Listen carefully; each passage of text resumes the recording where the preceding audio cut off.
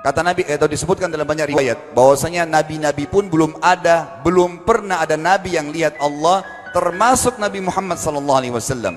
Kita ambil dalilnya dalam hadis Bukhari. Waktu Nabi SAW pulang dari Isra Mi'raj, jemaah sekalian, Aisyah bertanya radhiyallahu anha, berkata, istri beliau, ya Rasulullah, hal tara rabbak? Apakah anda waktu Mi'raj ke langit, terima perintah salat, sempat lihat Tuhan anda enggak? Lihat enggak Allah itu bagaimana? Apa jawaban Nabi SAW? Nurun ala nur anna arah. Allah itu cahaya, di atas cahaya, terang sekali. Bagaimana saya bisa melihatnya? Artinya Nabi SAW mengatakan, saya sendiri belum pernah lihat bagaimana itu Allah.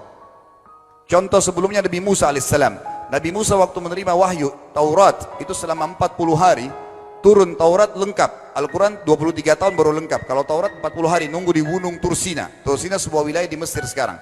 Itu banyak gunung-gunung batu, ada satu gunung batu yang tinggi, Nabi Musa nunggu di situ. Setiap hari Jibril datang turunin surah, turunin ayat gitu. Setelah berlalu 37 hari dari 40 hari menunggu Taurat turun, Nabi Musa alaihissalam tiba-tiba bertanya kepada Allah, mengatakan begini dalam Al-Quran, A'udzubillahi minasyaitonir rajim, Rabbi arini anzur ilaik. Wahai Tuhanku, izinkan aku melihatmu. Aku beriman kau ada ya Allah, tapi aku ingin lihat kau bagaimana. Allah menjawab, tidak mau mengecewakan Nabi Musa. Sebagai manusia Allah mengatakan, lan tarani. Perlu anda tahu dalam bahasa Arab jemaah sekalian ada 3 kosakata la, tidak yang berarti tidak. Ada la biasa artinya tidak, ada lam dengan mim, lam artinya tidak pernah, ada lam dengan nun, lan artinya tidak akan pernah. Allah mengatakan apa? Lan tarani, kau tidak akan mampu melihatku wahai Musa. Tapi Allah nggak mau kecewain Musa. Ternyata Musa selama 37 hari jemaah sekalian kagum-kagum melihat gunung-gunung batu di situ. Pergantian siang malam, burung-burung yang terbang, air yang mengalir di lereng-lereng gunung. Lalu dia mengatakan, Allah mengatakan apa? Walakin unzur ilal jabal fa in istaqarra makanahu fasawfa tarani. Coba kamu lihat gunung-gunung batu di sekitarmu hai Musa. Kalau mereka bisa menampung kedatanganku, kata Allah, kau akan bisa melihatku. Apa yang terjadi? Allah lanjutkan, falamma tajalla rabbuhu lil jabal. Waktu Allah baru niat mau datang, belum datang, ja'alahu dakka. Semua gunung batu itu hancur lebur, tidak mampu menampung kedatangan Allah. Wa kharra Musa sa'iqa. Lalu Musa pingsan tiba-tiba. Waktu Nabi Musa bangun, langsung ucapkan kalimat, amantu billah. Saya beriman pada Allah. Berarti fakta lapangan, nabi-nabi aja belum pernah lihat Allah. Masih pertanyaan lagi jemaah sekalian, kenapa Allah nggak bisa kelihatan? Saya akan jawab dan tolong ini jadikan sebagai pegangan hidup. Ini landasan akidah kita. Kata para ulama, karena anda kalau sholat, anda mengucapkan satu kalimat yang merupakan jawabannya. Allahu Akbar. Allah Maha Besar. Akbar adalah siga mubalaghah dalam Islam. Sesuatu yang melampaui batas, Maha Besar. Kita terangkan. Kata Nabi SAW, perumpamaan bumi yang kalian tinggali ini dibanding dengan langit pertama di atas kepala kalian ada 7 lapis langit. Allah mengatakan sab'an shidada, 7 lapis langit yang kokoh. Alladzi khalaqa sab'a samawatin tibaqa, yang menciptakan langit tibaqa bersusun 1, 2, 3, 4, 5, 6, 7. Allah di atas langit ke-7. Kata Nabi SAW, perumpamaan bumi yang kalian tinggalin dibanding dengan langit pertama di atas kepala kalian, ibaratnya seperti cincin yang dibuang di padang pasir. Jadi kita tidak akan pernah bisa melihat ujungnya langit karena kita sangat kecil, dan ini terbukti secara fakta. Apakah anda sudah tahu bahwasanya miliaran bintang-bintang yang ada di atas kepala anda yang jaraknya sekian miliar tahun dari bumi dan sekian miliar tahun lebih besar daripada bumi, sekian miliar kali lebih besar daripada bumi, itu semua berada di bawah langit pertama. Manusia tidak akan pernah bisa memegang langit ini dengan telapak tangannya, karena dari sini saja ke Pluto jaraknya 270 tahun. Nggak bakal bisa ada astronot dikirim kena mati di tengah jalan. Jaraknya jauh sekali bintang-bintang, dan semua berada di bawah langit pertama. Kata Nabi SAW, di atasnya ada langit kedua besarnya, digabung antara bumi sama langit pertama seperti cincin dibuang di padang pasir. Langit ketiga, 2, 1 dan bumi digabung tiga-tiganya, di mana langit ketiga seperti cincin dibuang di padang pasir, sampai langit ke-7, 5, 6, 4, 3, 2, 1 dan bumi 7 juga digabung, dibanding langit ke-7 seperti cincin dibuang di padang pasir.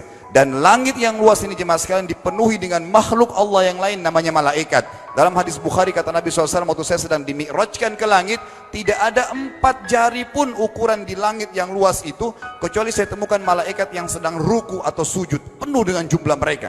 Anda tahu malaikat itu ada namanya nama kelompok, seperti Raqib Atid itu kelompok. Di bawah Raqib banyak miliaran malaikat, di bawah Atid miliaran malaikat.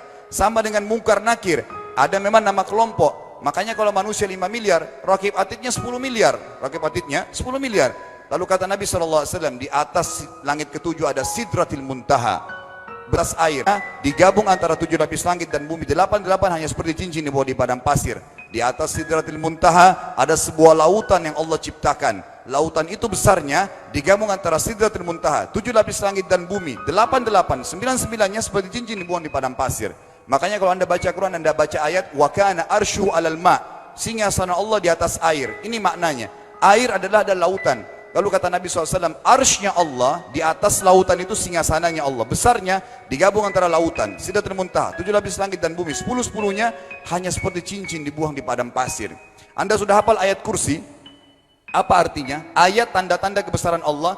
Kursi itu artinya bukan tempat duduk, tapi tempat pijakan kaki raja di singgasana. Kalau raja ingin naik singgasananya dipijakan kaki, itu namanya kursi. Kita baca apa?